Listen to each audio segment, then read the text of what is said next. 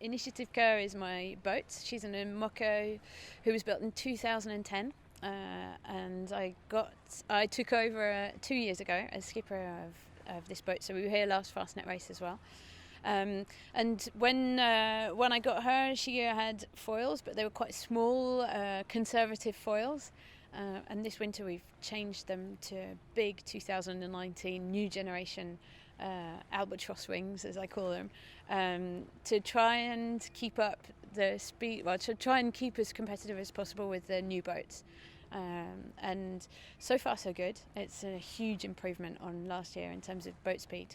And it's great. My objective is to try and overtake the 2016 generation, so the last generation of IMOCAs, and to be competitive with them. So we'll see in the Fastnet race if it works.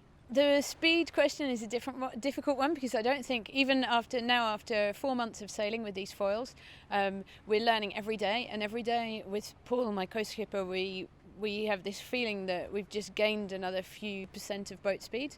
But just as an example, last week we went offshore training in quite a lot of breeze, and we had our boat performance average up at about 110% of the polar from last year. So it looks like we've gained quite a lot. But I think there's certain areas where we don't gain so much, and then at the critical speed, when the foils really start pushing and the hull lifts the boat, and then your acceleration jumps and your boat speed jumps about 4 knots, and that kind of critical area has arrived. It arrives sooner now. So this boat speed jump of gaining 4 knots of boat speed is earlier in terms of true wind speed and boat speed than it was before. So there are some areas where I'll be like 4 or 5 knots quicker, and then other areas of performance where the boat speed difference is not so noticeable. The leap is in the transitional areas,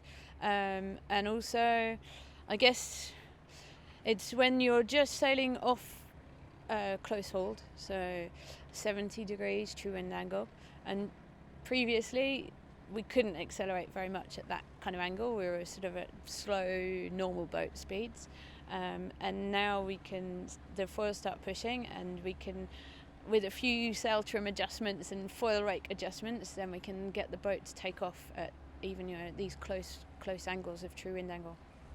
Top speed, I don't know, because I've got my eyes closed when it happens. I think I've seen a 32 point something a few weeks ago, so I think we've probably done some 33 knots boat speeds.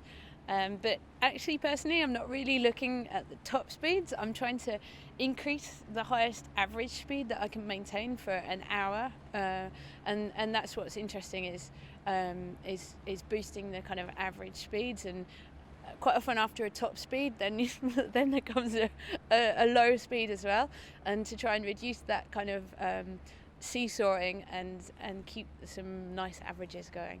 I guess the most memorable for me will probably be the first one, because I was quite young. I think I was only 19, and we'd really raced the whole year with the Fastnet as an objective. And I think that's something that we don't see as professional sailors who are racing all the time, the enormity of the Fastnet race. And for most people, doing the Fastnet race is actually relatively, I was going to say in inverted commas, is easy. It's about a week of difficult sailing in the smaller boats, but actually to do the Fastnet race you have to qualify, and you have to sail all year and train, and when it's not your job, and I'm very lucky because sailing is my job, but for most people who do this race it's not your job, and so you've got to have enough free time throughout the year to do all these the qualifying miles and races, and it's a huge dedication, and I remember that when I was young, and with the crew I was racing with, it wasn't a job to sail that boat, and I